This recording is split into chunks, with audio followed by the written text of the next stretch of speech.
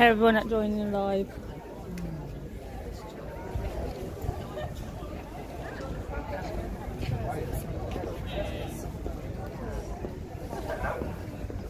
Hold on, guys. Let me just straighten up the phone again.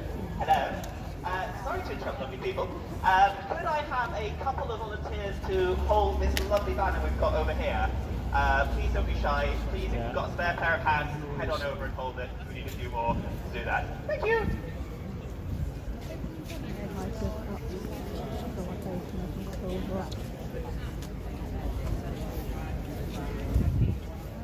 Hi, old school.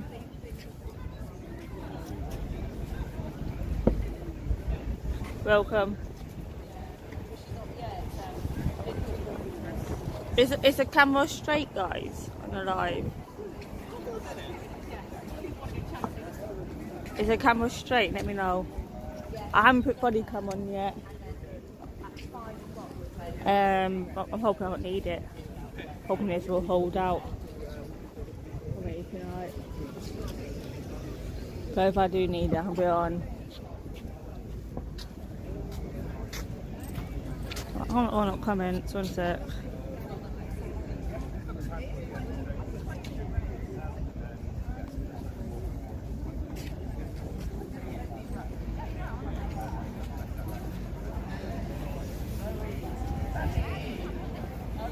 Right, it's working.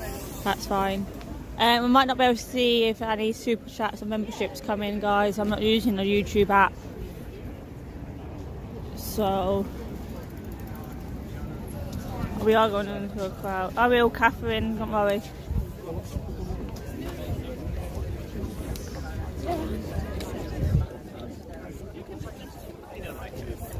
Is there a particular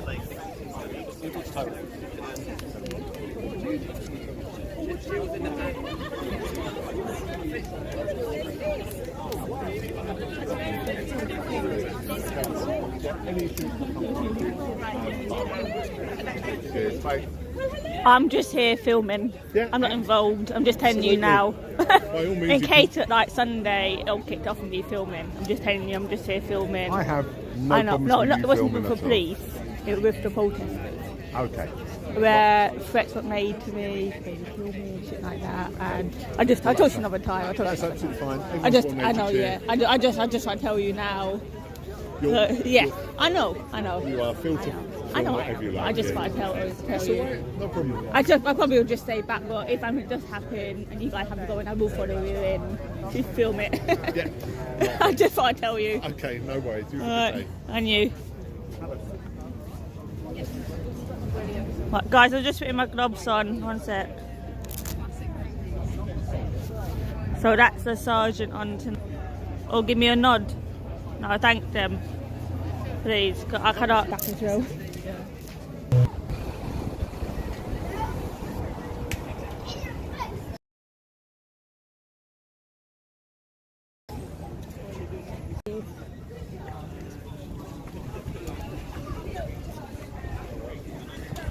We just going to get a pic of the little bit of footage of the banner.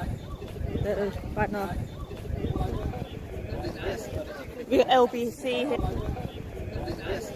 We got LBC here. Hurry up if you haven't got. Yeah, hurry up if you haven't got.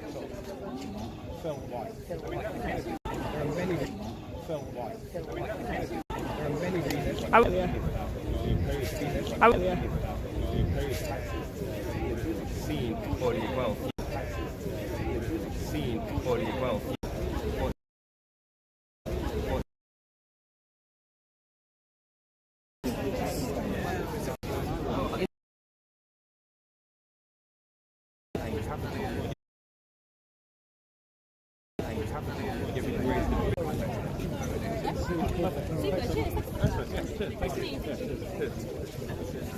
I just thought something explaining what it was about tonight. Guys, we are now out there again. And we have got a palace sign here. But I'm basically staying out of it all tonight. I'm just here filming. I spotted the tea towel look.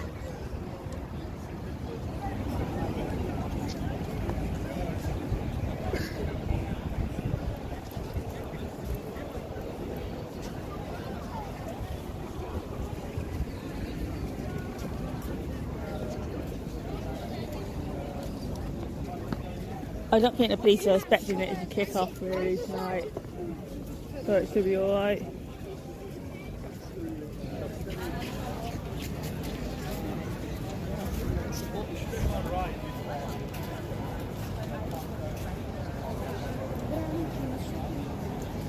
No, don't put any links in the chat, Lisa, or anything, because I do share this with the old Bill sometimes as well. So don't. Alright.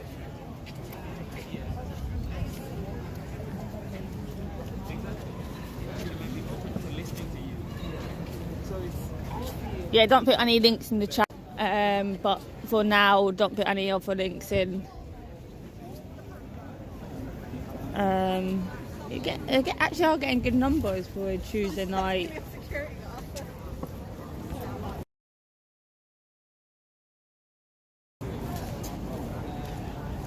Can you hear me now?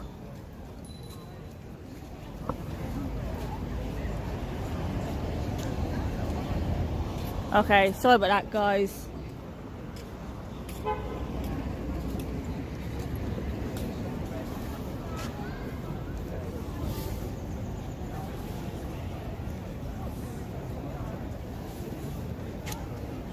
Okay. Yeah, Lisa, if you can share the buy me a coffee one, that is fine.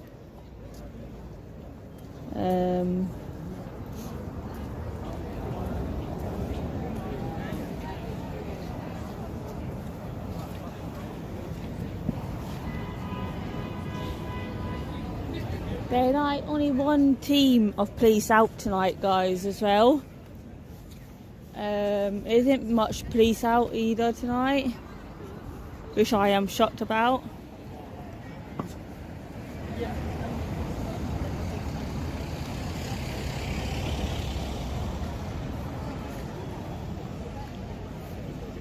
This isn't Palestine anyway, guys. This is tax. So basically, they're telling the councillor to tax the super rich. The Palestine, there is going to be an update coming hopefully soon about what happened on a Sunday. I just need to have a chat with I'm waiting for people to get back to me.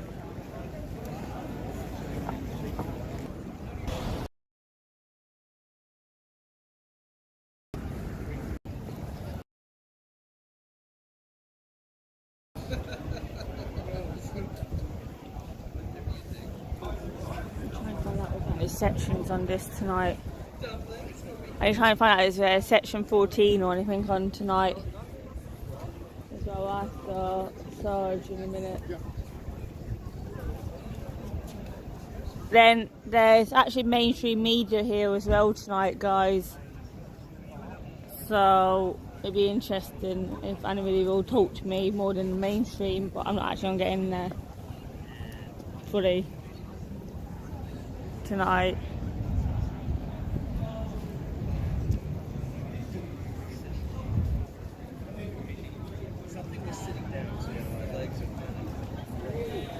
Right, okay. Where are the dumplings at?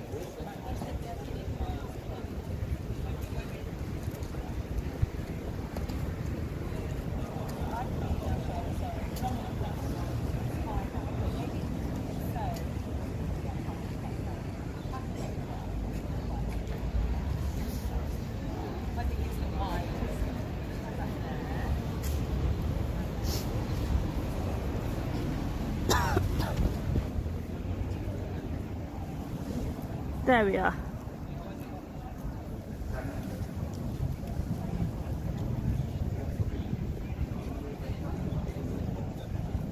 So we have got LBC here, as far as I can see, the only one not here at the minute.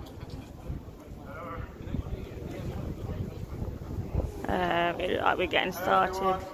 Thank you all for coming out here today to demand for the tax in the situation. Everyone feel free to gather with about 10 minutes time. Now, the tax the rich. Tax the rich. Tax the rich. Tax the rich. Tax the rich. Tax the rich. Tax the rich. Tax the rich. Tax the rich. Tax the rich.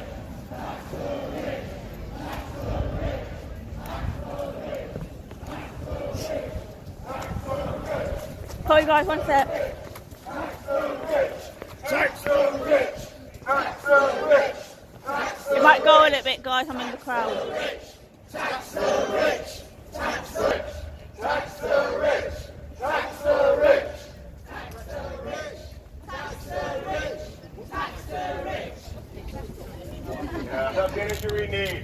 So we'll start the speeches in about 5-10 minutes or so. Yeah, stay tuned.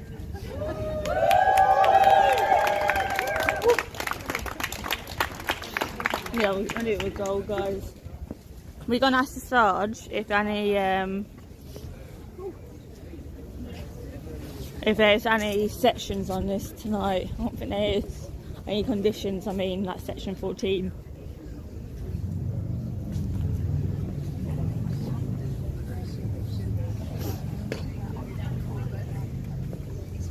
Have they got any conditions on them tonight in that section 14 or anything? No? Okay. I just want to ask in case. Hello. Shall we keep the energy up with a little bit of chanting? Louder, please. Shall we? I think we're going to make it very pantomime and very full in response. Are you okay with that? We can't hear you? Thank you. But there are no sections on tonight, guys. That was very good. People are too witty here. These are not going to be as witty. Okay, repeat after me. Here we stand. Here we say. Tax the rich. And make them pay. Here we stand. Here we say. Tax the rich. And make them pay. Here we stand. Here we say. Tax the rich. And make them pay. Listen up. Listen good. Guys, mention other channels in the chat, please. Just like we should. Listen up. Listen good.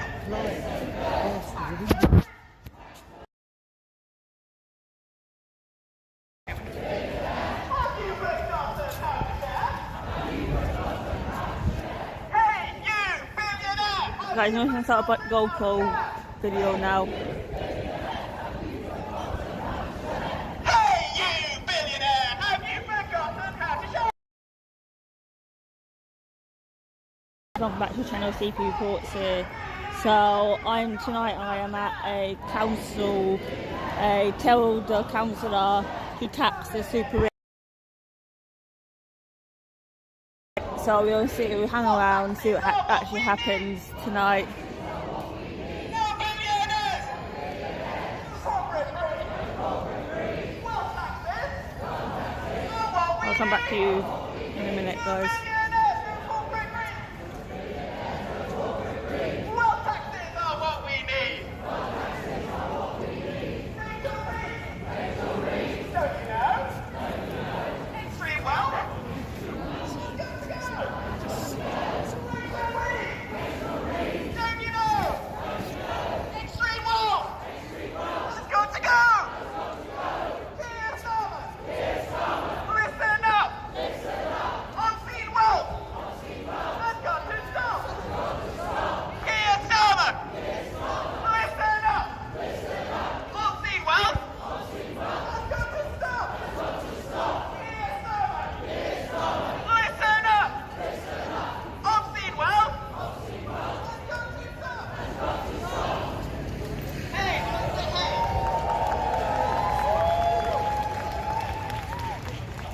Lisa, do not post any channel links in the chat. You say ho! Hey! Hey! When I say hey, you say ho! Hey! Hey! Take our head, that's all we do! We'll answer that one later, alright? Okay, we're going to have the type of deployment starting quite soon. So hang on, get ready to do more chanting throughout the evening. Don't burn your voices out now, and we'll kick off in just a few minutes. Thank you all for being here.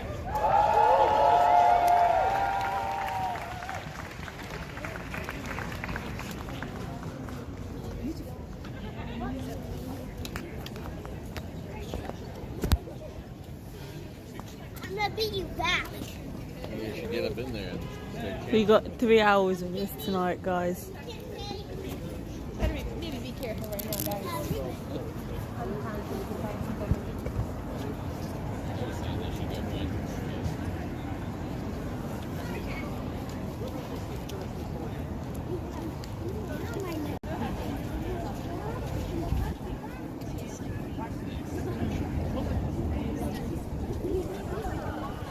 Yeah, 3 hours tonight. Good crowd, though. About 200, I would have said. AY.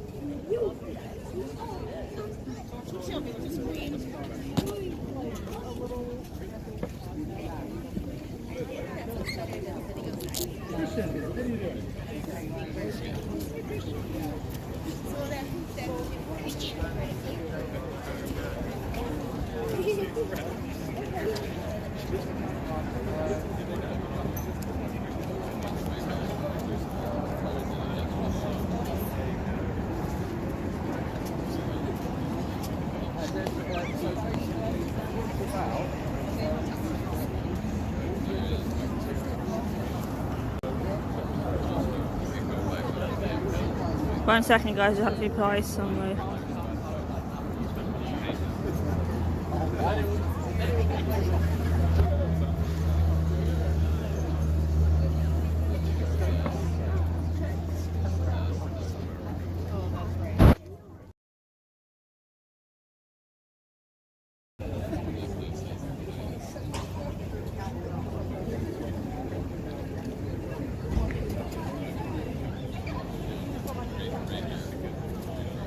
Hey, why? I'm there now.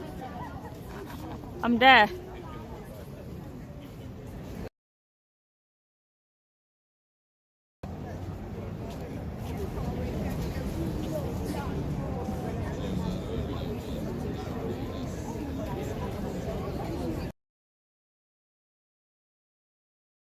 In the message, the live, full info is in the chat about tomorrow.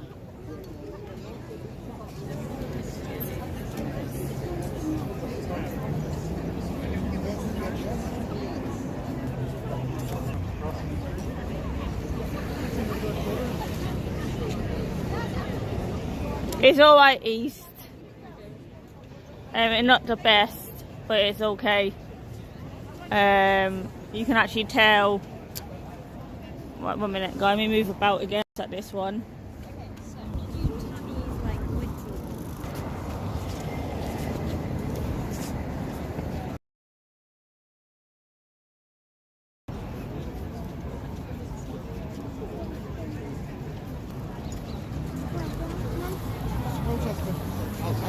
Yeah, tax the super rich tonight. One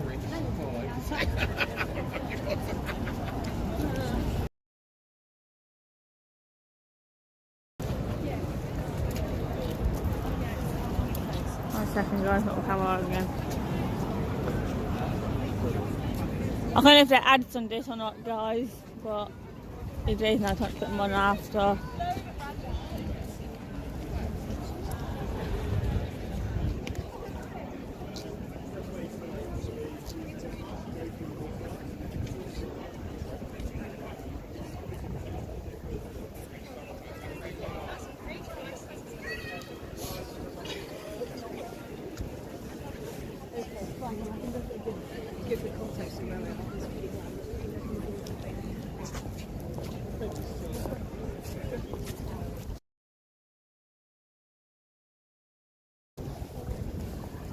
The network, a signal network thing isn't the best here. Guys, I am sorry about buffering.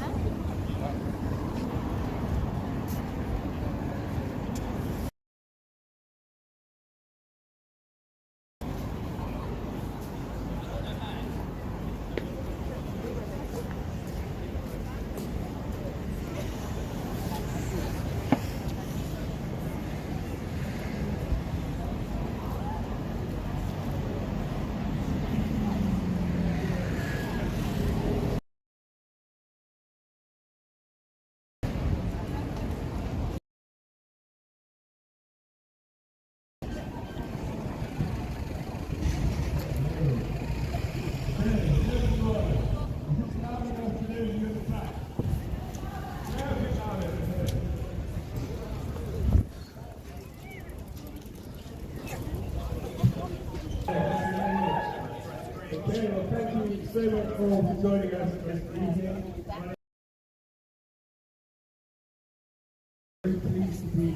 It's the network, guys. The network isn't the best in London. The signal isn't the best for live streaming. That way. Then through Horse Guards.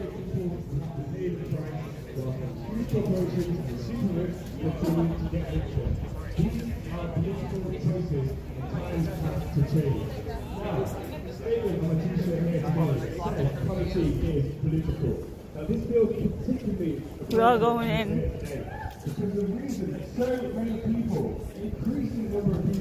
It won't be a seconds, guys. It is decades of political choices to cut vital public services and access to social welfare, making it so much harder for anybody to live free and with dignity. It is a political choice to raise the pockets of ordinary people rather than impose wealth taxes or take any measures to limit the obscene wealth that is held by the super rich. And it is political choices to allow corporations to make billions in profit, yet pay pennies in taxes. And it is a political choice to allow fossil fuel companies to wreak havoc across the world and wreak havoc for communities without making them and holding them responsible to pay for the damage they've caused. And it is political choices that have allowed political choices to invest billions in war, militarism, border surveillance, rather than investing in a vital social infrastructure to protect people and planet. Now, these are all political choices that have allowed half the world to be trapped in poverty and pushed our ecosystems to the brink of collapse, whilst allowing the pockets of rich shareholders, corporations and billionaires to grow deeper and deeper and deeper. But here today, we are part of a growing global movement calling for change, to call for an end to this injustice which allows such a small percentage of the world's population to hold obscene amounts of wealth, whilst millions here in the UK and billions worldwide pay the heaviest price and the harshest consequences for this unfair, unjust and unbalanced system.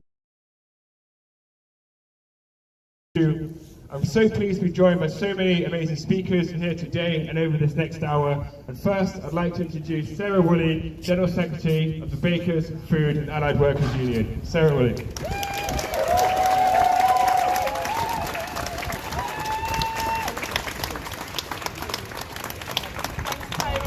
fantastic to be here tonight, but what a shame that we need to be here, right?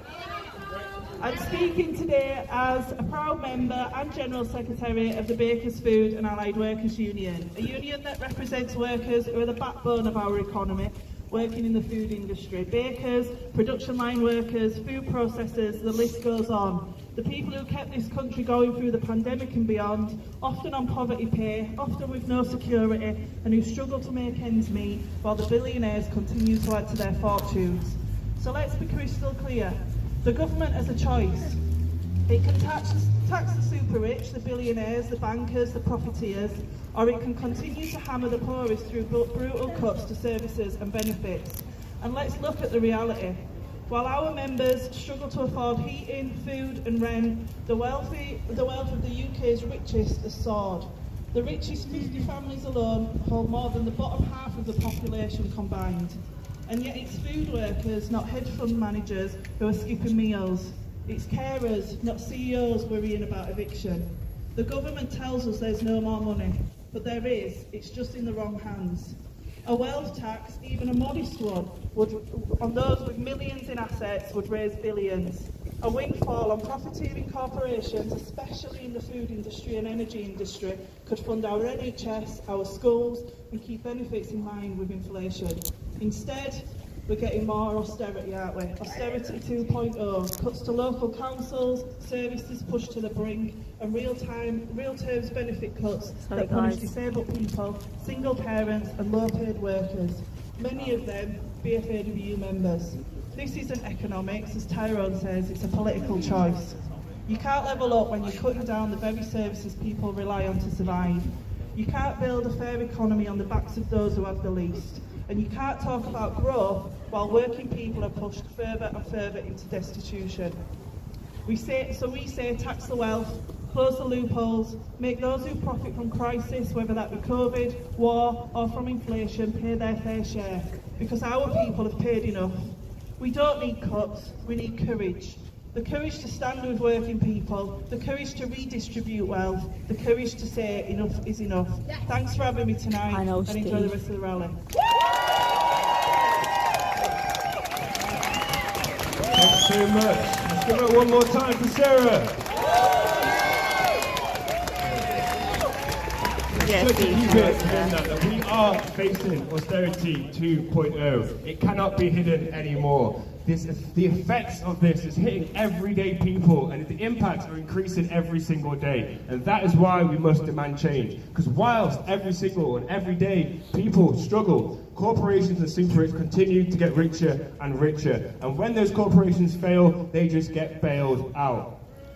And with that in mind, I'm really pleased to introduce our next speaker, Kat Hobbs from We Own It.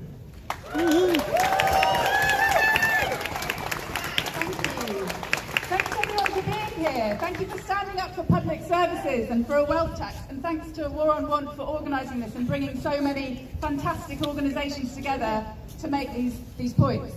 I'm from We Own It. We campaign for public services for people, not profit. We exist because privatisation has been failing us for 40 years. From our water to our energy, from our railways to our Royal Mail, from our council services to care work.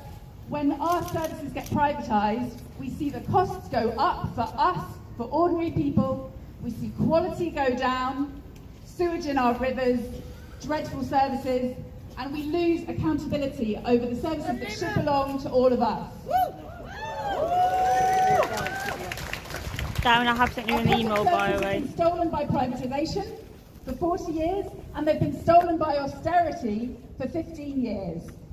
And the thing is that when governments steal our public services, they are stealing essential infrastructure.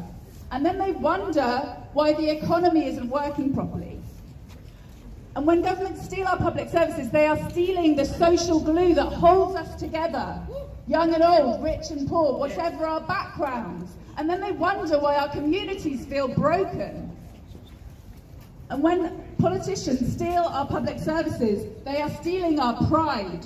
Like the pride that we had in our Royal Mail, our 500-year-old Royal Mail that no longer works. And the pride that we had in our NHS, which was the best healthcare system in the world in 2012. And which is now on its knees. And that is the best thing, I believe, that this country has ever invented. And these politicians are responsible. And they wonder why they're crashing in the polls when they're doing all this.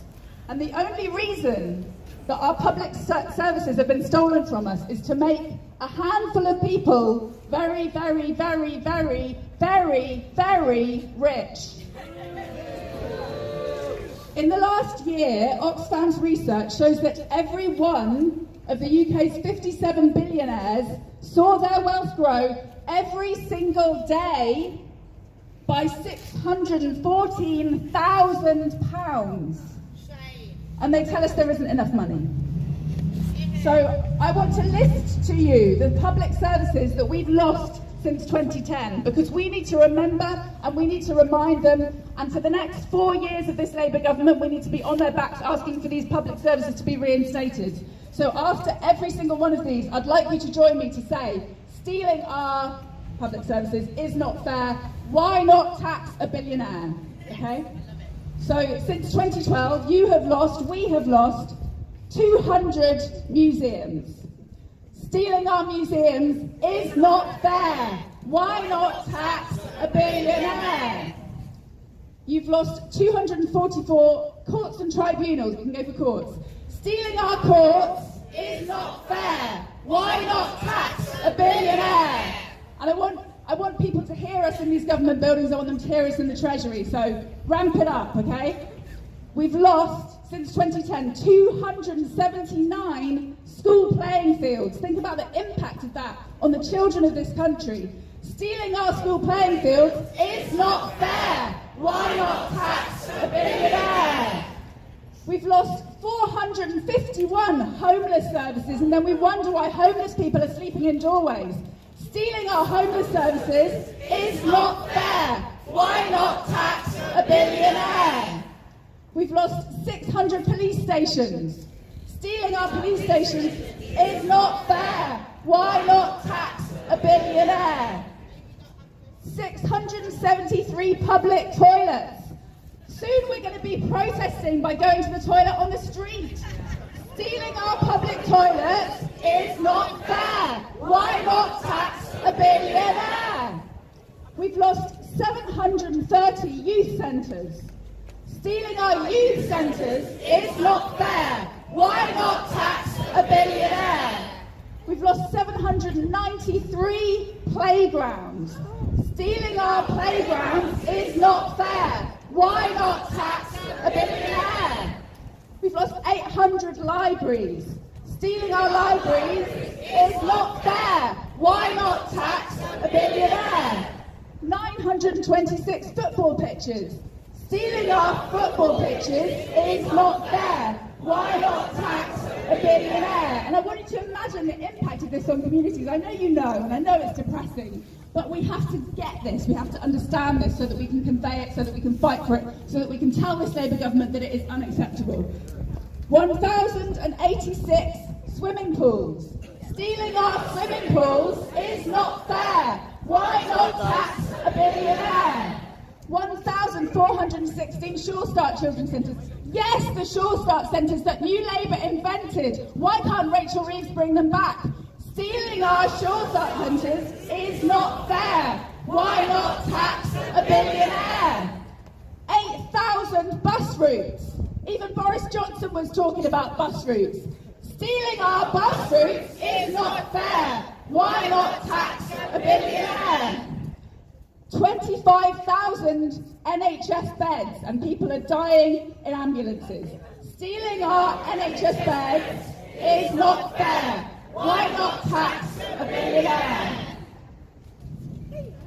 It's the job of a responsible Labour government to stand up for the people of this country and to give us back our public services. We've got 4 years of this government. They are already fracturing under the pressure. I know it can feel hopeless. I know it can feel discouraging, but we have 4 years. There is everything to play for. Stealing our public services is not fair. Why not tax a billionaire? Thanks, everyone. Thank you.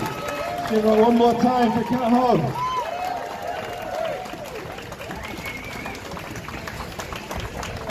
And right there it shows, when we say tax the super rich, tax the super wealthy, it is not just a slogan. When we see the impact of privatisation and what that has in communities, we hear the figures and the numbers, we realise the everyday issue this is for so many people and increasingly so many more communities. Whether it's housing privatised, water privatised, energy privatised, the NHS increasingly privatised, all this is doing is making the wealthy more wealthy and making our lives harder. We need a new vision for the future.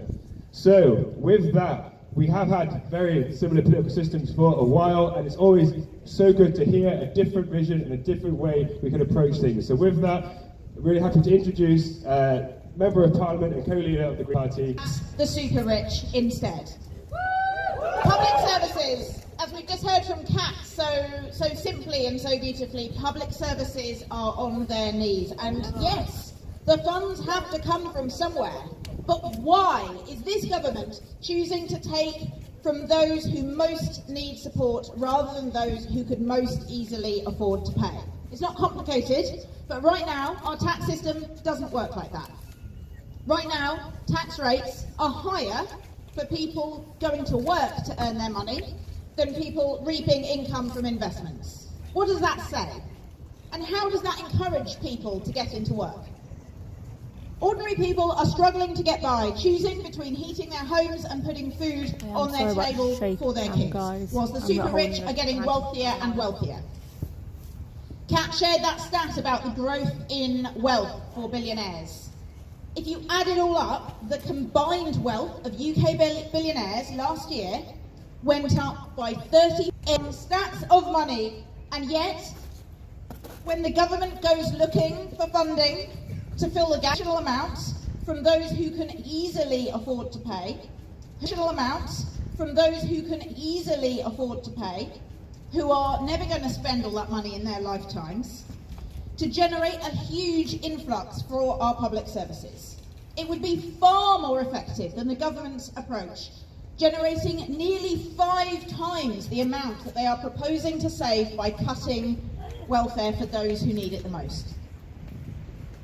That would be logical, right? That would be fair.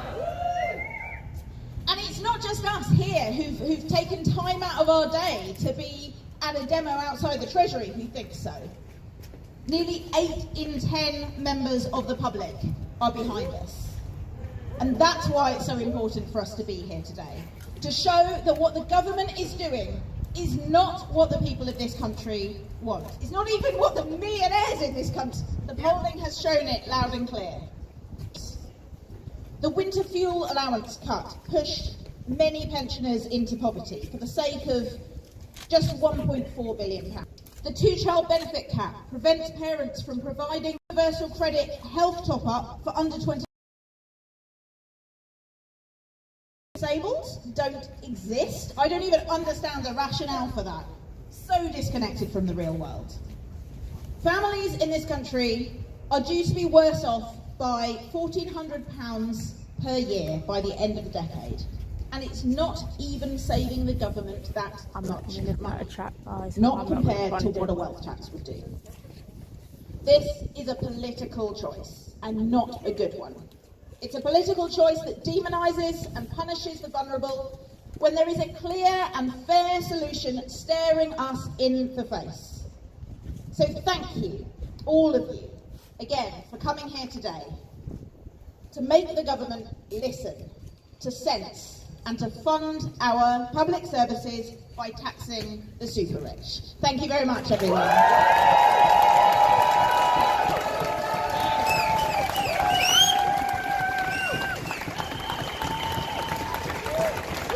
Thank you. One more time for Carla Denyer.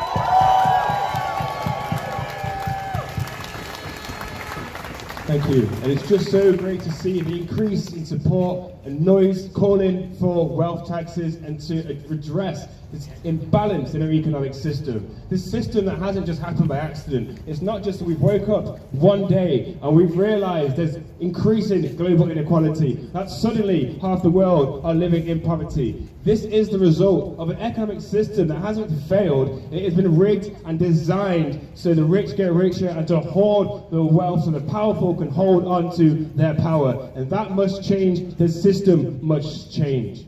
But I won't give you a lesson on economics today. I'm definitely not the expert in that field. But I'm very, very pleased to hand over to my next speaker, author, campaigner, Gary Stevenson of Gary's Economics.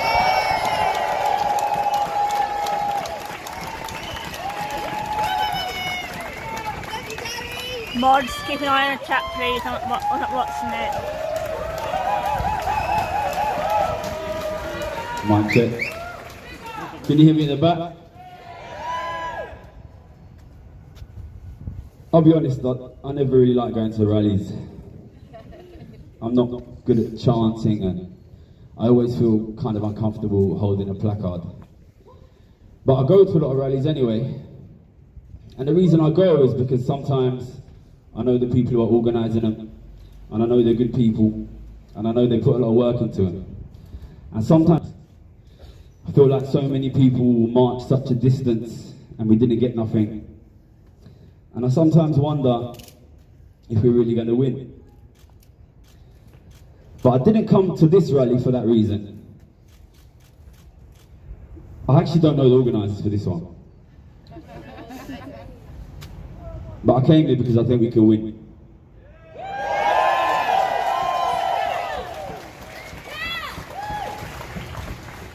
Listen, tens of millions of people up and down this country, the main number one thing they are worried about is the economy. Their kids can't get houses, they can't afford families, they can't get financial security. They look at the future and it's getting worse and worse and worse. Tens of millions of people want the economy to be better. This is the only way to make the economy better. There's no other way. If you don't tax the rich, their wealth will grow, and it will grow, and it will grow, and it will squeeze out your family. It's already squeezed out the working class. Now it's squeezing out the government. Then it's going to squeeze out the middle class. This is going to impoverish 60, 70, 80, 90% of the country. What that means is we can win. 80, 90% of the country need this. If we don't get this, it means poverty for their children, for their grandchildren. Don't cheer for that. We've got Republican town halls in Nebraska chanting to their politicians, tax the rich. We've got a poll on the Daily Mail website right now saying, do you think we need a wealth tax? And we are winning. In the Daily Mail right now, go home and vote. Listen, we can't make this a left-right issue because they're telling them to hate the left and they're telling you to hate the right. This has to be bigger than that. It can be bigger than that. It can only win if it's bigger than that. You need...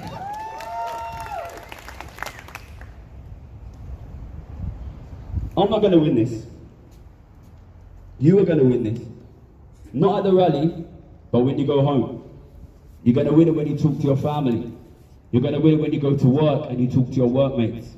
You're going to win it when you go to football, when you go to the pub. You're going to win it on the WhatsApp chat. Because this is the only way to save the majority of the country from poverty. That is how you win it.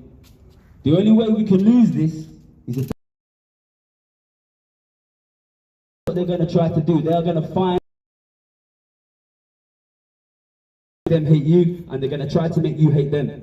That is the only way that they win. Because at the end of the day, 80-90% of the country need this financially. So you need to be bigger than that. You need to be bigger than hatred.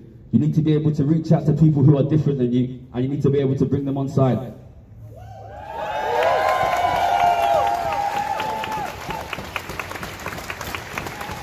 Now, I'm going to go home today, and I'm not going to be despondent, because I know that we can win this one.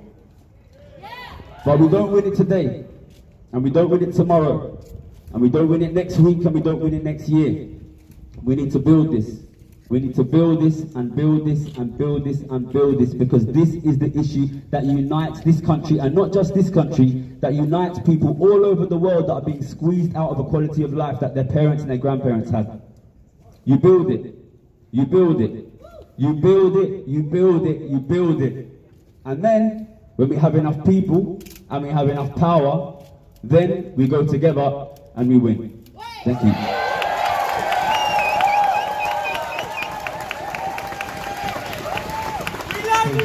Thanks so much. Let's give it one more time for Gary Stevenson. So much important things that we have to remember when we leave here today. This isn't just about moments. These moments are amazing, they're fantastic, they fulfill us all, and they make us realise that we're not alone as we call for this change. But these moments must go beyond these steps and beyond this evening. As we've just heard, we take them into our communities, we have these conversations with our families, and we make sure this issue transcends left or right, because they will do anything they can to harm as poor. That is migrants or people coming in on small boats, which is why we're choosing between heating and eating. They will continue to stoke these lines of division to do anything they can to keep that power. So we need to ignore that noise and then beat that noise with our own noise of positivity, of solidarity, and of togetherness. Now, than I am, but just for a minute, let's get the energy going again. Tax the rich! Tax the rich! Tax the rich! Tax the rich! Tax the rich! Tax the rich! Tax the rich! Tax the rich! Tax the rich! Tax the rich! Tax the rich! Can we give a huge... We're not at the end yet, don't worry. But can we give a huge...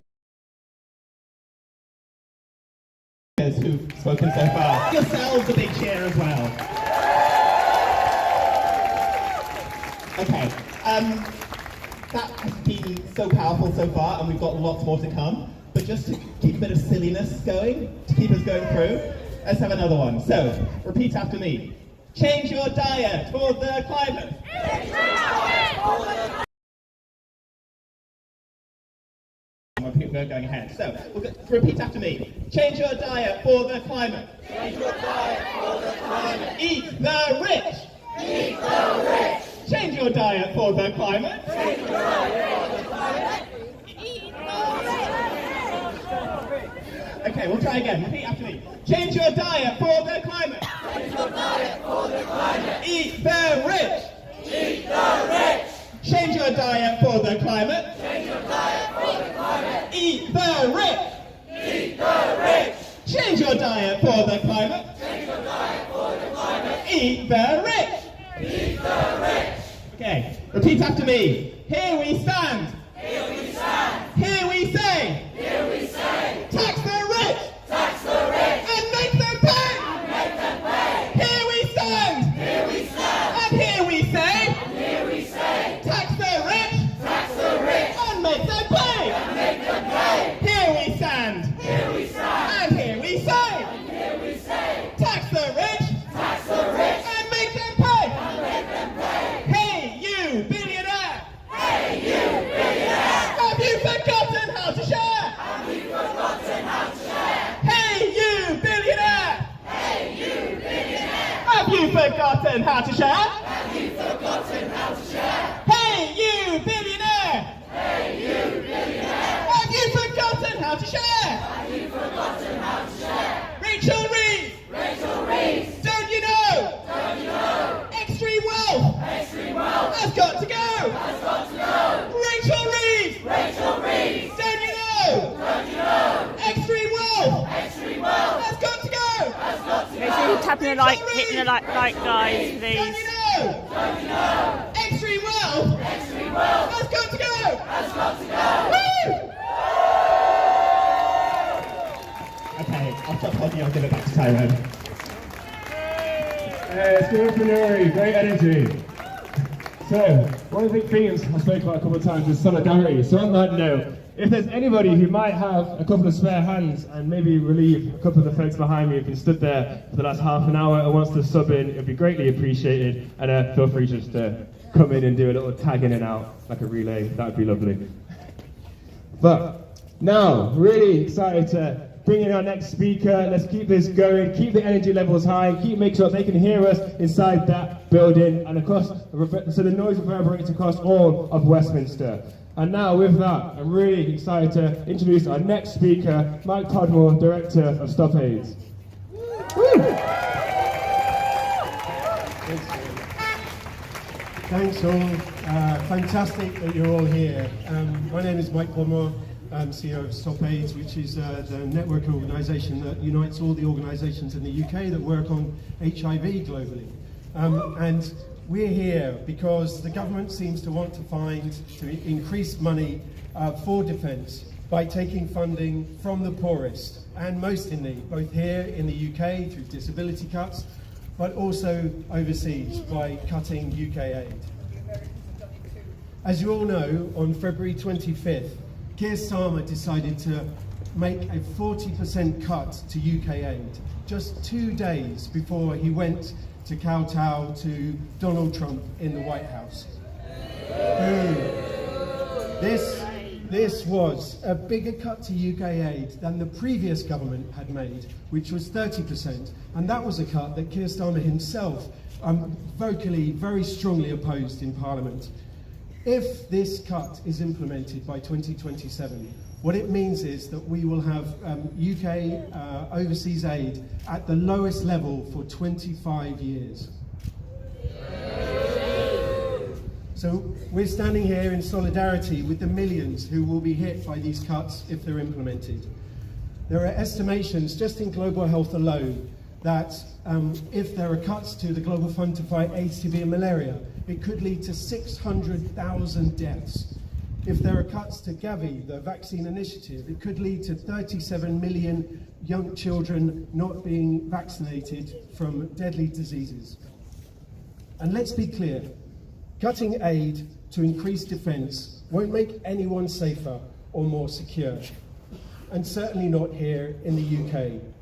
We know that aid cuts will hit those experiencing famine, disaster, disease and conflict, and that will only create more crisis and more insecurity, and that ultimately in our interconnected world will feed back to impact on us here at home.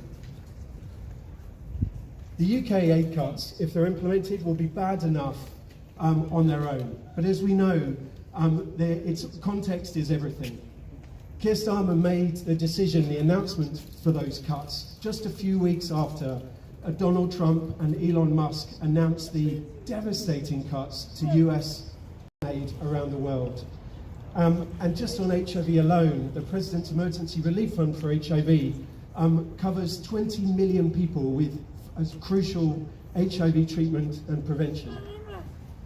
If the US and the UK cuts are fully implemented, what the estimations are that in the next 4 years we will see an additional 6.3 million additional AIDS-related deaths, and we will see 8.7 million additional HIV infections, and that's just in HIV alone.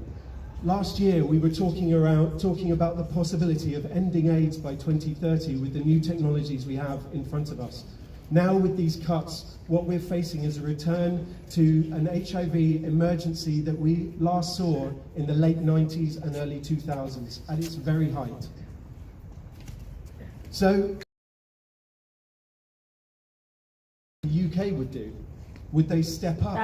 Would they try to fill the gaps that the US have been leaving? Would they champion the marginalised? We had a small hope that to fight AIDS, TB and malaria, that they were actually stepping up. But then just 1 week later, I think to the shock even of the Secretary of State, they decided instead to undermine UK leadership globally. They decided not to be a champion for the poorest around the world. So people really looked at Keir Starmer and they saw him following in Trump's footsteps and seeking to actually rather than actually do what is needed. So we call for the urgent reversal of the aid cuts. We need to at least have that reversal, or we need to mitigate the cuts so that they're not as bad as they are. And what that can mean is, for example, making sure that some costs in this country, which is the highest amount that any donor country covers, that some of that is reduced. Somehow we need to reverse these cuts if the poorest around the world are not to pay the price. So at root, we know that this is a political choice at home and a political choice of what it would mean internationally. So far, the government has made the wrong choices for the most in need at home and those abroad. We need to, and they will lead to long-term inequality, and so the poorer will get poorer and the rich will get richer. So now is the time for the government to turn its path. Now is the time for the government to reduce inequality at home and abroad. And they can do that simply, as we've all been shouting today, by taxing the rich and ending cuts to the poorest. Thank you very much.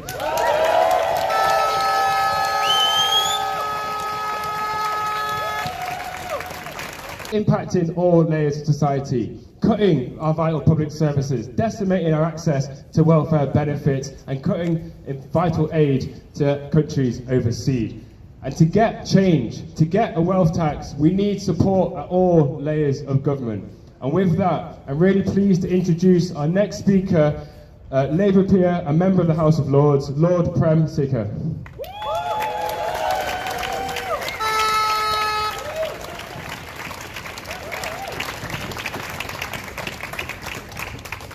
Hello and good afternoon and good evening to all of you who have braved the public transport and the weather to be here.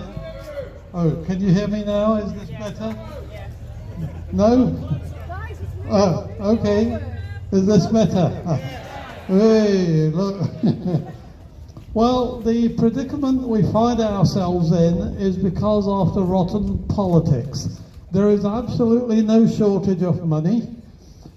You don't hear any minister, any industrialists calling for cuts in corporate welfare. We have bailed out banks and energy companies, and we are giving billions in subsidies for auto companies, oil companies, gas companies, steel companies. We are giving subsidies as though there is no tomorrow. And these subsidies are being given with absolutely no strings attached. The government is not taking any equity stake in those businesses. Those loans are not repayable at all. So what we do need, if we want a good society, we need to ensure that the purchasing power of the bottom 50% increases.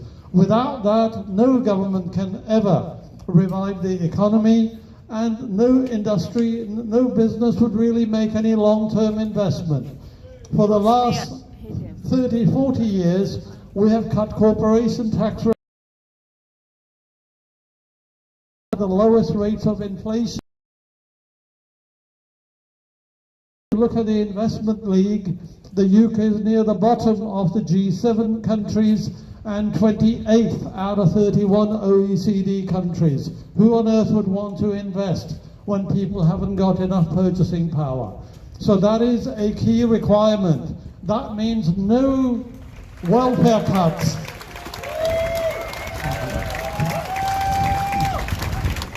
So that means no welfare cuts, no real wage cuts. We need to increase people's purchasing power. That is a key requirement.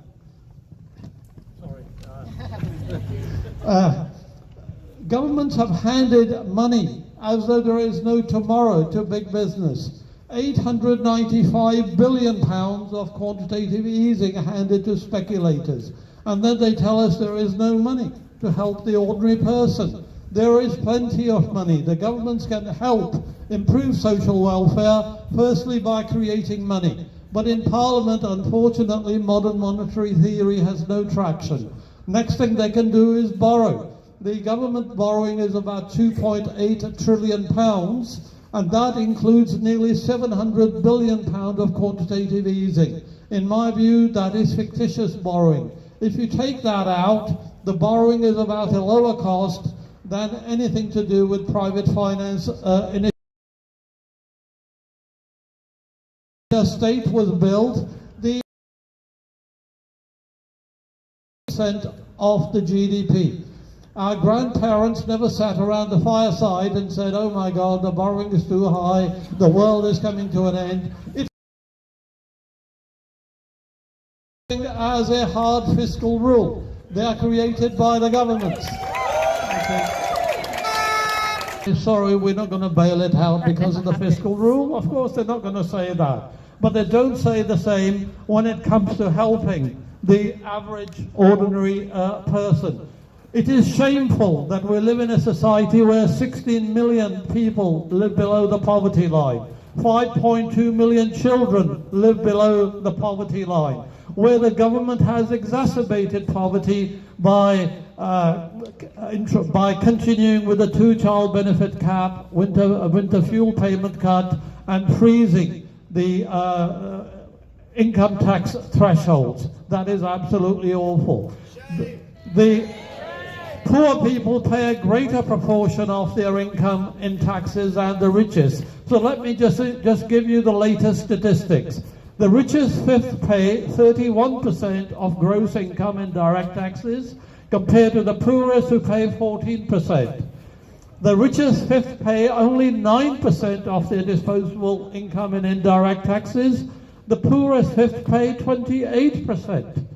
Altogether, the poorest pay a higher proportion of their income in taxes. So what the Chancellor must do is to abolish the VAT on domestic fuel, cut the standard rate of VAT, increase personal allowances at least by £1,000 each year. That is how you revive the high street. That is how you revive town centres. That is what needs to be done. But the government won't do that. They want to squeeze the poor. So let's look at what's happening to the poor. The bottom 50% of the population only has 5% of the country's wealth. And the bottom fifth only has 0.5%. Just how far are you going to squeeze people? You're killing them, literally, with poverty. That is unacceptable. Work doesn't pay enough. Nearly 40% of the claimants of universal credit are actually at work, while companies are declaring record profits, dividends, share buybacks, and the executives are collecting vast amounts of money. Tomorrow I'm debating in Parliament the energy price crisis. You may be interested to know that between 2020 and 24, just 20 energy companies in this country have made an operating profit of £483 billion. That profit is a source of poverty. It is a source of inflation. It is life-threatening, and that cannot really continue in any way whatsoever. What the government needs to do is tax the rich and eliminate the tax anomalies. So 1% of the population in this country has wealth of £2.8 trillion, which is more than the wealth of the 70% of the population combined. Just 4 people have more wealth than 20 million people in this country. You don't get rich by hard work. You get rich by appropriating other people's wealth, other people's hard labor. And that needs to be tackled. But the government is not listening, because the governments listen to the rich, who fund political parties, give them consultancies, give consultancies to legislators, and so on. So what do we need to do? Many things. At the very minimum, we must make sure that wealth is taxed at the same rate as wages. So income tax, which we all pay, is paid between the rates of 20 and 45%. Capital gains are taxed at a lower rate, between 10% and 28%. Dividends are taxed at a lower rate. Recipients of capital gains and dividends pay 0 national insurance. If we were to align that with income tax rates, the government could easily collect 15 to 20 billion pound a year. Don't need any cuts whatsoever. We have a con on national insurance. Big law firms, accountancy firms, operate as what they call limited liability partnerships. Their partners derive almost all of their income from one source, but they are treated as self-employed. That means no employer's national insurance is paid. For every 1 million of profit that they share, they are dodging 138,000 of national insurance. So big law firms in the city alone, just top 4, are avoiding £4 billion of national insurance a year. Extend that to all big law accountancy firms, and you're looking at vast amounts. We don't actually need any cuts whatsoever. Look at our pension tax relief. Pension tax relief is given depending on the income tax bracket you are in. Government gives about £70 billion of tax relief on pension contributions. 2/3 of that goes to those who pay tax at 40 and 45%. Remainder is shared by about 28 million taxpayers. And if you earn less than 12,570, you will get zero tax relief. Suppose we were to equalize all that at 20%. That means the government will have 14.5 billion spare. Suppose we can fix it at 25% or 30%, i.e. remove the concessions to the rich, again billions would be raised. But the governments don't actually want to do that. We must make sure that they do listen. And what I'm telling people on social media to do is, don't send an email to your MP, arrive at their surgery, and insist on meeting them face to face and give them some facts.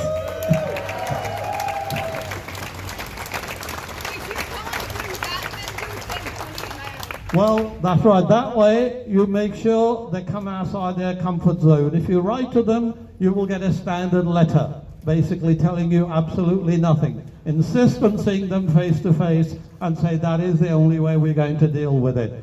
So, my friends, austerity is a political choice. Poverty is a political choice. We are literally killing people with poverty. 110,000 pensioners a year are dying in fuel poverty. Roughly 48,000 people a year are dying from austerity. The state has become a killing machine, and we cannot permit that. Okay, thank you.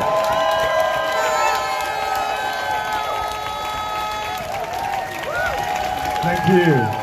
Let's give it up one more time for Lord Prem Sikka. Thank you. So useful to hear and to really just reaffirm that these cuts don't need to happen. These are a political choice. There's many other options that the government could take, but that doesn't protect the vested interests. But then with these cuts, they have these huge impacts on ordinary people, and our everyday lives get harder and harder. It's to be an unpaid carer of a 7-year-old daughter, Ruth.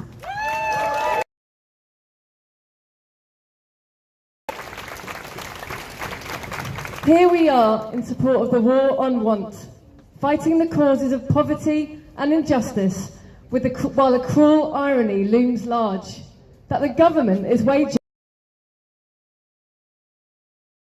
disabled, and yet we are routinely punished, beholden to the state by default, then thrown under its austerity bus with no culpability for fiscal shortfalls. Disability benefits are not handouts. They're human rights to minimal necessities. And yet, even as things stand, poverty disproportionately impacts disabled people and families. Basic needs like eating compete not only with heating, but specialist equipment, medicine, adaptations and therapies, which remain unregulated and obscenely expensive. It's like the Wild West out there, trust me. Disability comes with its own inflation, which is self-contained and not dictated by market forces, but rather manufacturers and what they can get away with. We are a long way away from disability justice and meaningful inclusion. In Havering, where I live, disabled children have been described by a senior cabinet member in the council as eaters of finance.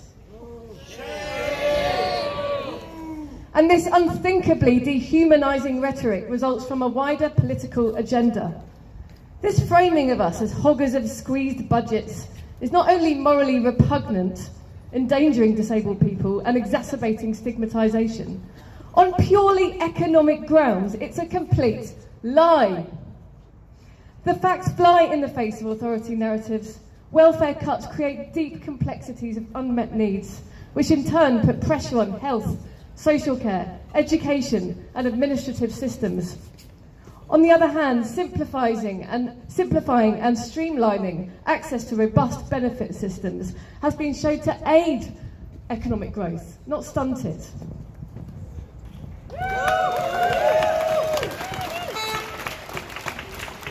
And let us remember that with neither status, fanfare, nor financial stability, exhausted and invisible unpaid carers hold society together, saving the government £162 billion each year in the process.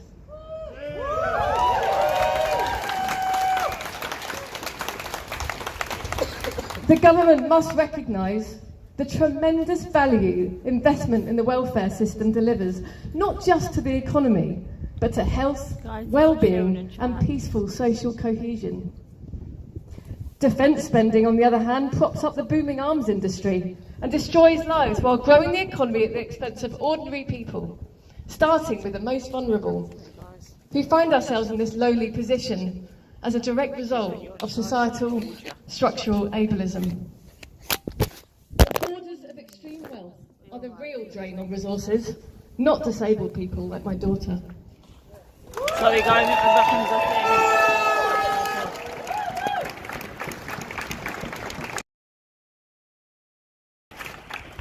Therefore, a wealth tax would begin to and power more equitably. We are all, instead of scapegoating us as fiscal collateral damage. It's cruel, it's disableist, and it's completely unnecessary. It's time to tax the super rich. Thank you.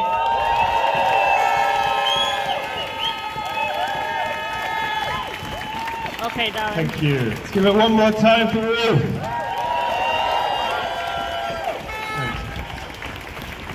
Again, it's so impactful to hear the impacts of not imposing these wealth taxes, of allowing the rich to get richer, to allow the super rich to get super rich, your billionaires to lead on the way to becoming trillionaires, and to allow corporations to wreak havoc against communities across the world without having to pay the price. Now, this reaches through all of our movements, whether we're here for workers' justice, whether we're here for racial justice, whether we're here for disability justice, whether we're here for climate and economic justice. We're here for justice. That means redressing this imbalance. And with that, I'm really, really excited to introduce our next speaker, Executive Director of Greenpeace, Ariba Hamid.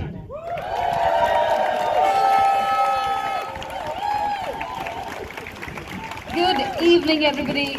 Thank you for being here. Thanks to Warren Want and all the speakers who have come before me. I think I've run out of new things to say, but I'm going to repeat some of the important things anyway.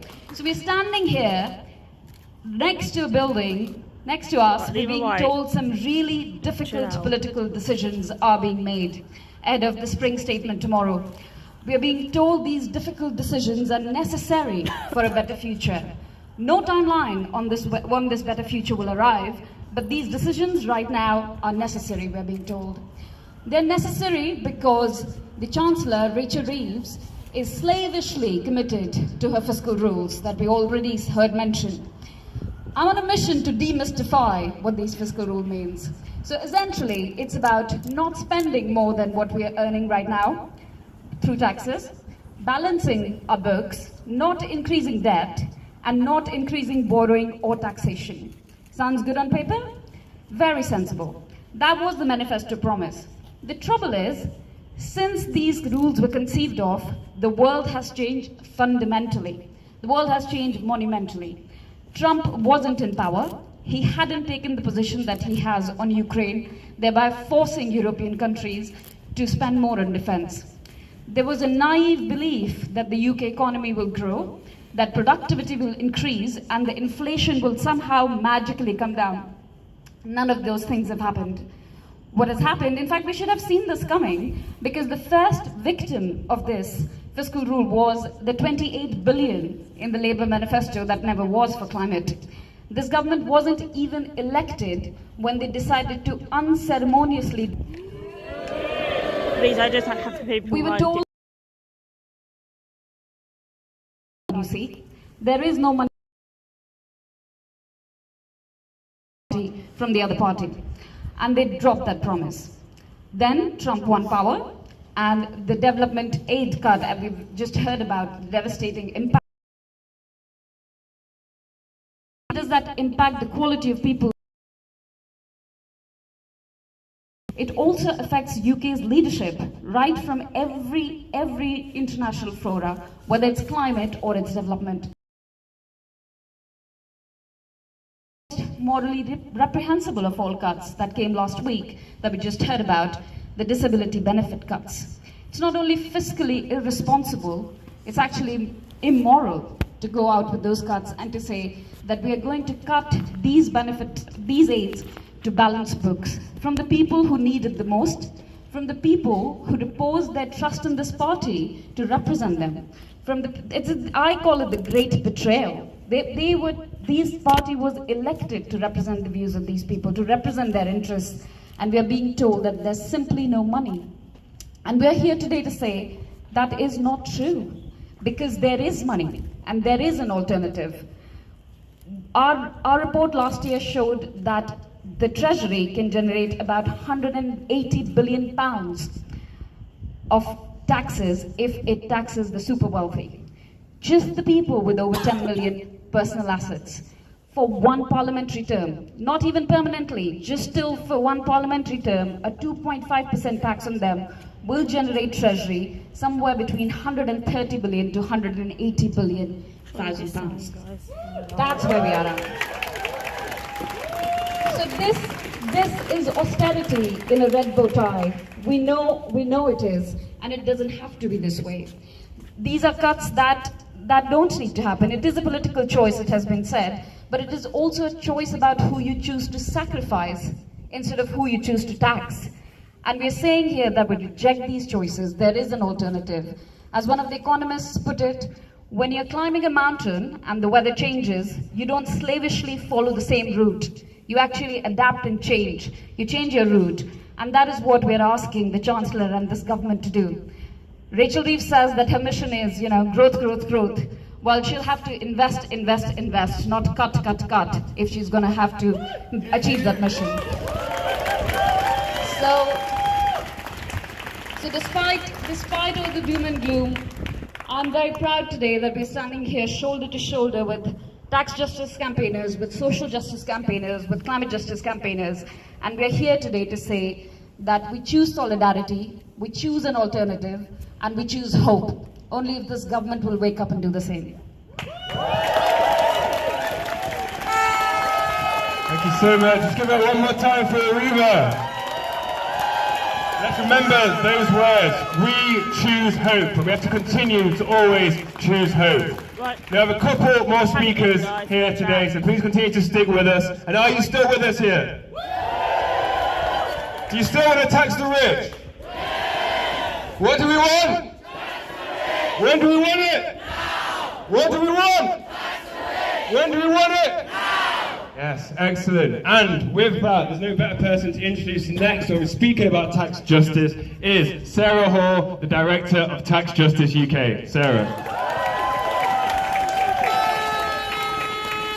Good evening, and thank you all for coming. If you could see what I can see, it's really great to see such a turnout, and really big thanks to 1-1 for organizing this rally. So please give 1-1 a really good cheer for me, please.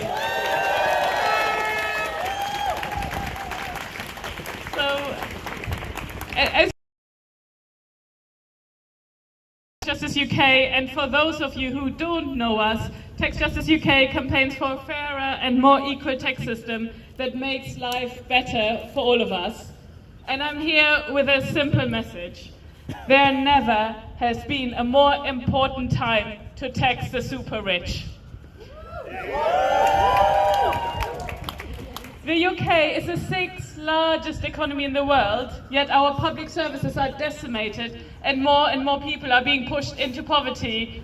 And all the while, the enormous wealth in this country remains a largely untapped resource. Our tax system is stacked in favor of the super rich and wealthy corporations. And just this morning, there was a poll out, a YouGov poll, thank you for Talks from GB for putting it out, and that shows that 77% of people across the country want the government to tax wealth more. 77%.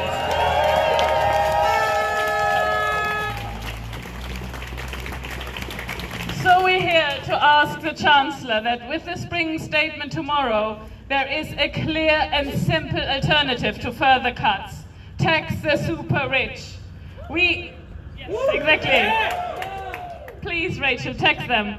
We at Tax Justice UK, together with the Patriotic Millionaires, have published a new paper setting out 10 tax reforms, how the government could raise £60 billion every single year for our public services, and then you should all go and meet your MPs in your constituencies. Please do this, and if you need any really well-researched policy proposals with really well evidence from one of the leading academics in this country, please come to Tax Justice UK. We can give you a briefing. You know, it's all very sound, well evidenced, and this will hopefully equip you to talk to your MPs face to face. So please, come to us. We're really, really happy to help.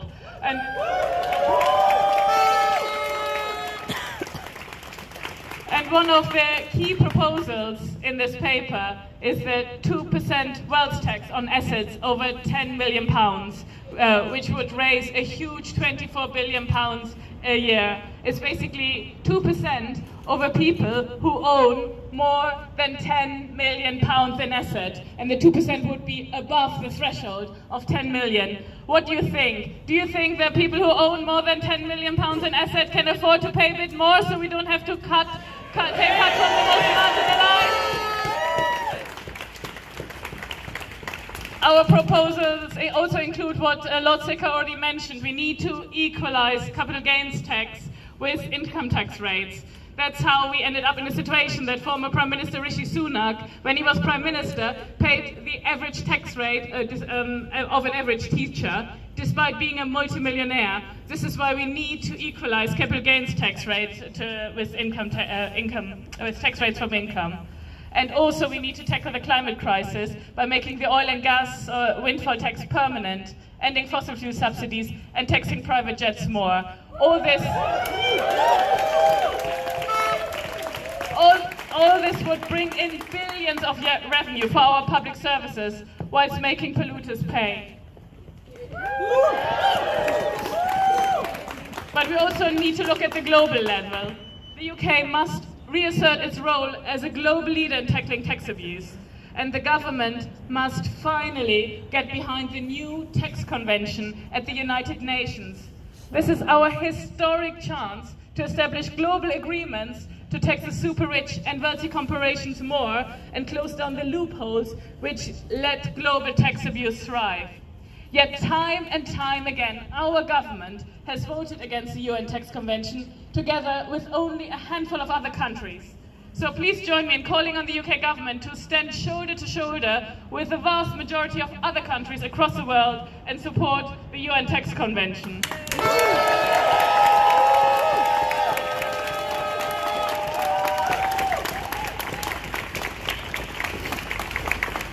And as we can see here tonight, there's growing support for a fairer tax system and to tax the super rich.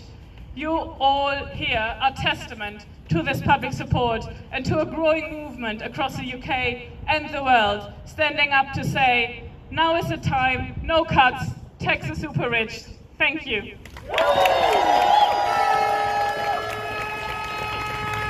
Thank you. Give it one more time for Sarah. Oh, thank you. Thank you so much for sticking with us and make sure they continue to hear us in there. And they know that this isn't about a moment. This is about a movement that's going to continue to grow and grow. Today we start our speeches today hearing from an important movement that we need to work closely with, continue, which is our union and labour movements. And we're going to end from hearing the same again. And I'm really, really pleased and excited to introduce Lorraine Monk, the co-chair from the Artists Union. Lorraine. Hi, you can hear me okay, yeah? Yeah, I'm going to be quick because I know it's getting really cold now, but it's great everyone stayed so long. And thank you to War on Want for organising this rally. Artists Union England is the smallest union in the TUC, but we're growing. We campaign for the rights of visual artists, applied arts and socially engaged arts.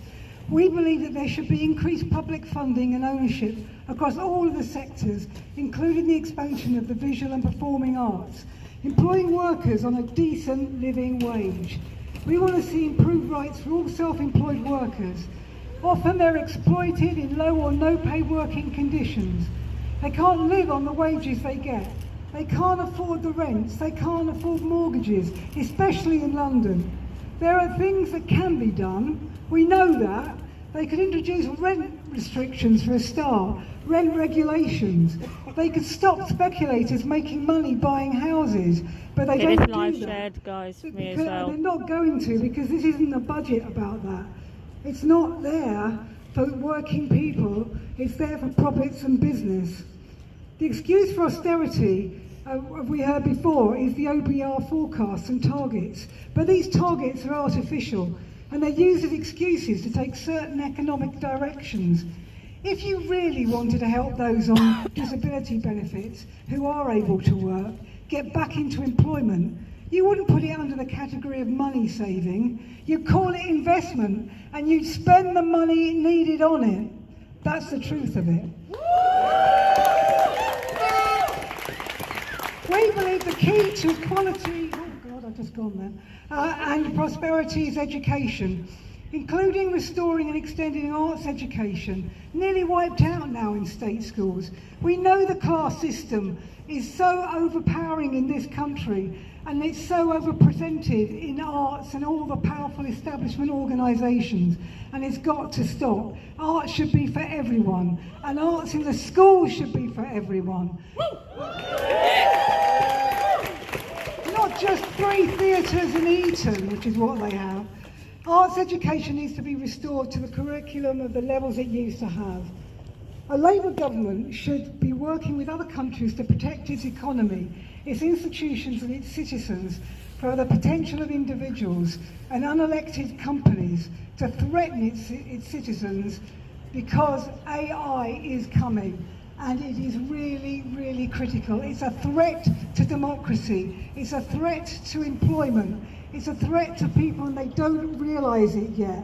And we have to regulate it, just like the tax thing. We have many countries wanting to agree together regulations to make sure that it is regulated. Of course it's a force for good, but it can be a force for evil as well. And we have to work together. But this government is not doing that. We should be adopting a moral position rather than accepting any proposal to encourage investment without assessing its risks. Its threats to democracy, its threat to the environment, including the cost of building large-scale AI growth zones. The AI safety bill was proposed... The AI safety bill was proposed to protect our population. Ministers now, this Labour government ministers, are now not planning to publish it before the summer. And why are they doing that? They're trying to please the Americans. J.D. Vance has denounced Europe because he said it was regulated too much. And what are they doing about that? Because they think it's money. Because they're not going to restrict it. Guys, and this we isn't need about that protection. Our government shouldn't be setting up consultations on AI and copyright, which it did earlier in the year, trying to steal money from creative workers. That just isn't moral. One of the rumours around this budget is the government will give away a tax break to US tech companies. Unbelievable. In a hopeless grovelling gesture to Trump, our government is considering reducing the tax bill for US tax companies. These are ones that are bringing in $1 billion a year tax, but now they're saying they won't have to do it.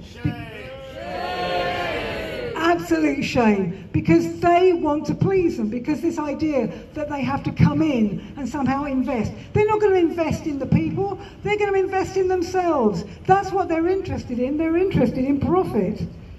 So here we are today. We have to say stop. We've got to say stop appeasing Musk and Trump while proposing $5 billion of welfare cuts to disability benefits and $2 billion cuts to Whitehall civil servants, leading to 10,000 job losses. And remember, they've said, oh, that's going to get covered by AI. That's the way they are going with that. This is not a budget for the poor, not a budget for the environment, not a budget for workers or for people who cannot work. This is a budget for Trump, for Musk, for the selfish, for the greedy. What we want is a budget for the many, not just the few.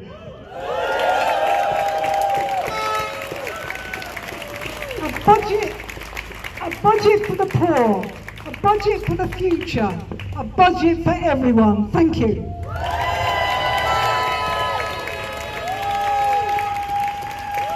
Thank you. Let's give it one more time for Lorraine. And give up one more time for everybody here who's come out today. Our lovely volunteers who've held this banner for the last hour so valiantly. Every speaker that's come out, every organisation that's signed up to be part of this.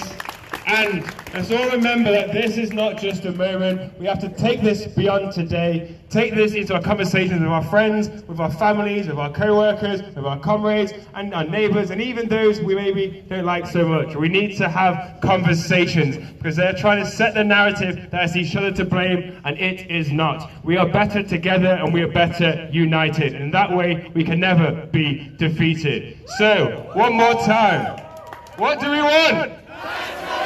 When do we want it? Now! What do we want? Tax the rich! When do we want it? Now! What do we want? Tax the rich! When do we want it? Now! Thank you so much, everyone. Please go home safely. Thank you. So guys, I'm going to get out of here. I'm going to give them a key into it, and then I'm getting out of here.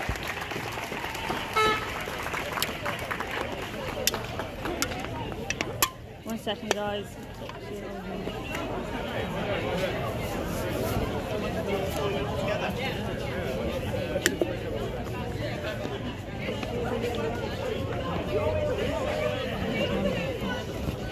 Welcome in a second, guys.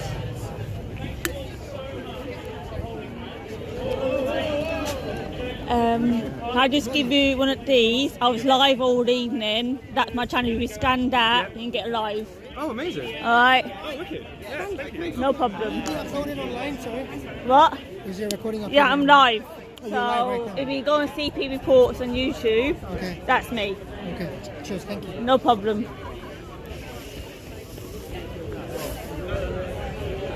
Guys, I'm going to head up to McDonald's or something now for food. I'm hungry. That wasn't too bad tonight. It really wasn't. Very, very, very peaceful, may I add.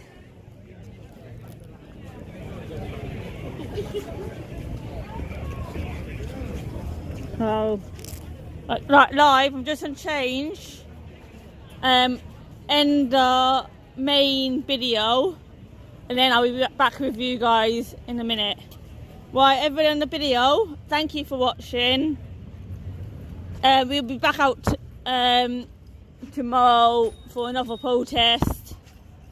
It's a benefit cuts protest tomorrow, and I will be live at that as well. I've been invited to live stream it tomorrow, so hopefully it will work. Hopefully live will play ball tomorrow. But for the video, thank you for watching. As always, respect, keep safe, and I'll see you in the next one.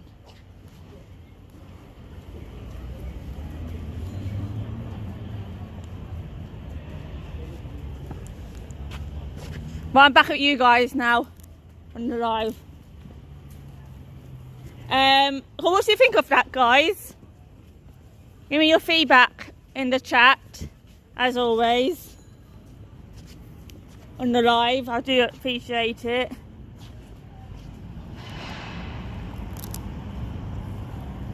Right, guys, I knew that some issues. I know it wasn't really issues, but I knew there was people having a go at each other. When I'm doing that kind of thing, can you guys just get on in the chat, alright?